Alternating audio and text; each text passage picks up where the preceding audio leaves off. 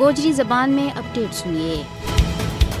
بھارت کے زیر تسلط جموں کشمیر دنیا کو وہ بدنصیب خطہ ہے جت انسانیت کی کا قدر و قیمت نہیں ہے۔ کشمیریوں کو لو پانی ناڑوں ڈھولے جا رہے ہے۔ ہر بکھی لو کی چھنڈک اور بارود کا دھواں نے ماحول نہ اپنا قیرام لیے ہوا ہے۔ انسانیت دم توڑ چکی ہے۔ بھارتی غاصب فوج انسانیت تو آری ہو چکی ہے۔ وہ اس قدر انسانہ کا لو کا رسیا ہو چکے ہیں کہ جب تک 5-10 کشمیریوں کو لو نہ ڈولیں انہاں کی تس بجھتی نہیں۔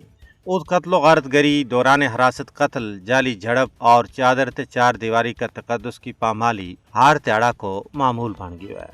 دفعہ 370 کی منسوخی تو بعد بھارتی حکومت نے سیاسی اختلافات نہ دبان واسطے UAPA سیفٹی ایکٹ اور دوجا کالا قوانین نافذ کیا ہوا ہے، جنہاں کے ذریعے لوکاں نہ بلا پوچھے پاچھے زندان خانہ میں پہنچائے جا رہے ہیں اور پھر وہ دوران حراست قتل کیے جا رہے ہیں۔ مہور اودم پور کا شمس الدین کی مثال سامنے ہے، جنہاں حال ہی ماں دوران حراست شہید کر دیتو گئے۔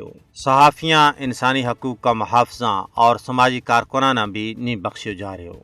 RSS کی پاڑی بھی مودی حکومت ہر اس حق کی آواز نہ دبانو چاہے جیڑی اس کی بربریت اور ظلم و ستم کے خلاف اٹھ رہی ہے۔ عملاً کشمیری عوام کی زندگی جہنم بن چکی ہے۔ بھارتی غاصب حکومت یہ سب کچھ اس واسطے کر رہی ہے تاکہ کشمیری حریت پسند عوام خوف زدہ ہو کے اپنا حق تو دستبردار ہو جائیں، لیکن یا مودی حکومت کی پھول ہے۔ تجزیہ نگاراں کو کہنا ہے کہ بہیمانہ مظالم نال کشمیریاں نہ خوف زدہ نہیں کیو جا سکتو، بلکہ اس نال انہاں کا دلہ میں موجود بھارت کی نفرت میں اور بادو ویگو اور انہاں کی اپنا کاز کے نال وابستگی بدے گی۔ اس واسطے بھارتی غاصب حکمرانہ نہ ہوش کا ناخن لیتا ہویا حقیقت کو ادراک کر کے کشمیری عوام کا مطالبہ نہ تسلیم کرن تو سوا کوئی چارہ نہیں ہے۔